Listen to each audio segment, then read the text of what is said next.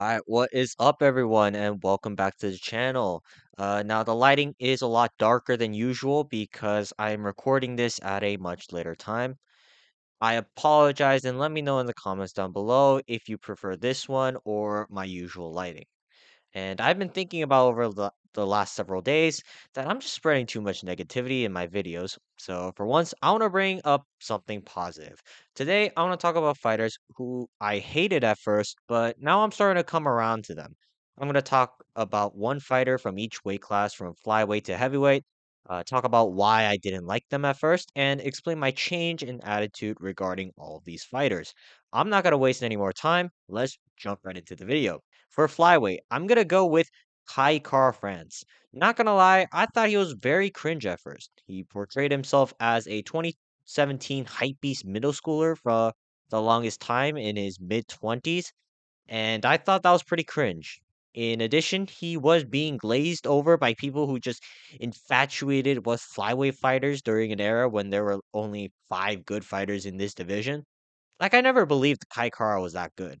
But over the last several years, he's proven why he's a top dog of this division. He destroyed Amir Albazi, but then got robbed by the judges. And he brutalized Steve Erceg, who arguably beat Alexander Pantoja a few months prior. I do find him cringe still when he does the Maori stance thing, but his skills are top level and he puts on a lot of fun fights. And for those reasons, I am starting to appreciate Kai Kara a little bit more. Moving on to the bantamweight division, I'm going to put Umar Nurmagomedov. At first, I really found him unappealing as a fighter. Yes, he's shown really high skills in mixed martial arts, but when you listen to this guy talk on the mic, it just feels like Habib 2.0. We've already heard the same shit from Habib, like "Stay humble, brother. Why are you ducking me? I'm gonna smash this guy." Again, Habib 2.0. And I do find it annoying that the UFC was promoting him as such and giving him very favorable matchups as a result. Like, people complain about O'Malley's rise to the top, but the difference is that O'Malley was putting out highlight reel knockouts after highlight reel knockouts, whereas the only thing we knew about Umar was that he's, again, Habib's cousin. But now he is set to fight Merab Dvalishvili next week, and I got to rewatch his fight with Corey Sandhagen a few times, and the fight was a lot better than I thought.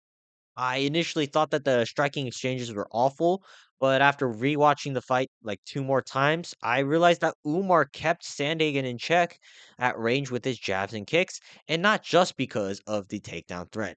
I realized how biased I was in my assessment of Umar in the past, and I've come around to Umar's style as a mixed martial artist.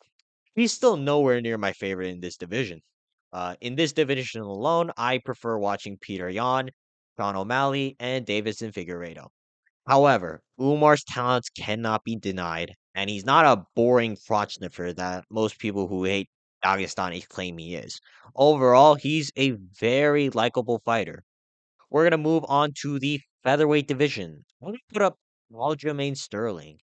First, I thought he was this boring crotch sniffer who just relies on humping his opponents to win. His two fights with Peter Yan did leave a sour taste in my mouth because Peter Yan is one of my favorite fighters. However, after taking more jujitsu and wrestling classes, I realized just how good he is at grappling now. A lot of his fights are boring, but sometimes they can be fun when his opponents also know how to grapple. He was taking Movsar Evloev down throughout the fight, and it's really impressive considering how good Evloev is. The only thing I have against Sterling is how risk averse he is. I don't mean just his stand up, but even when he has dominant positions, he refuses to throw any lethal ground and pound and will just stick with jujitsu, and it was especially evident when he fought Movsar Evloev. But overall, he is very fun to watch if you are someone who understands jujitsu or wrestling. And even if you don't, there are times where Sterling is able to put on a creative performance.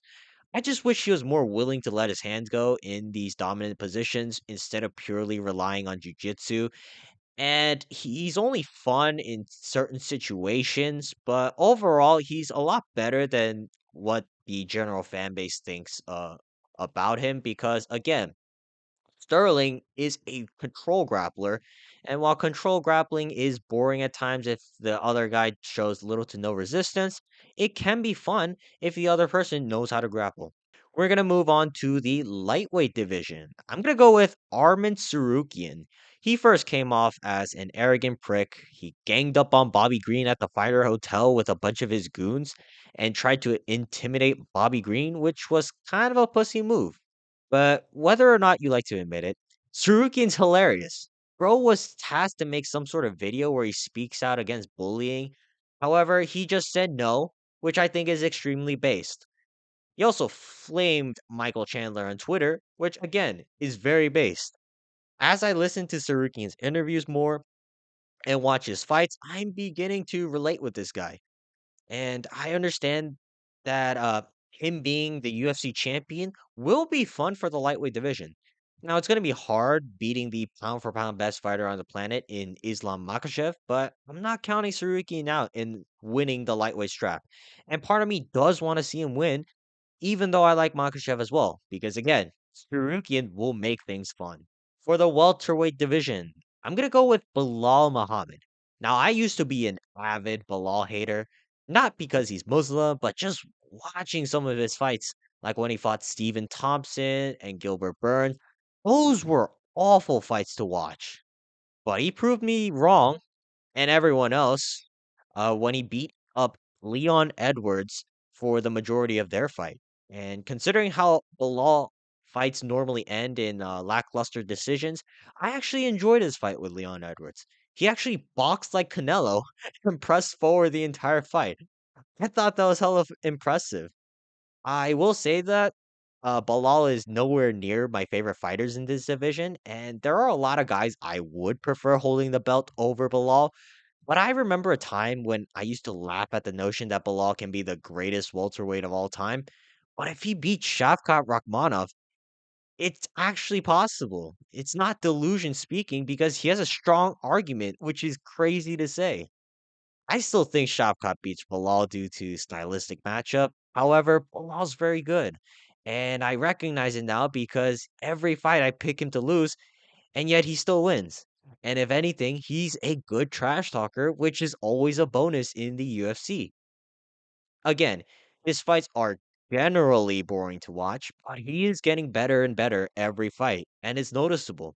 And that vlog where Bilal talks about adopting a Palestinian kid who couldn't even walk brought a tear to my eye because that is just so heartwarming to see. I hope nothing but the best for Bilal after fighting, and if he beats every one of the welterweight contenders, I don't think it will be as bad as I once imagined it to be because in a way, it will be hilarious. For the middleweight division, I'm going to talk about Hamza Chimaev. There were a lot of things I did not like about Chimaev initially. He missed weight a lot, pulled out of a couple of fights, became this Dubai influencer on Instagram, and started his own crypto coin scam. Overall, I did not like or care for him whatsoever. I used to be the guy to shout how overrated Chimaev was. He took Burns to a decision, Usman off the couch to a decision. At middleweight, I thought there were going to be guys who can match Chimaev's strength and give Chimaev problems in the later rounds. Boy, was I wrong. When he beat Robert Whitaker, my lord, that was scary to watch. He broke Robert Whitaker's jaw with a face crank alone. And I was thoroughly wrong about Hamza Chimaev. Chimaev is so good, and I want to see this guy fight Dricus Duplessis over Sean Strickland, who I don't give a fuck about at this point. I used to be screaming off the top of my lungs about how overrated Chimaev is, but now I can't wait to see this guy fight. For light heavyweight, I'm going to talk about Anthony Smith. I've never met a fighter who was awful at fighting, but at the same time was so entertaining to watch like Anthony Smith.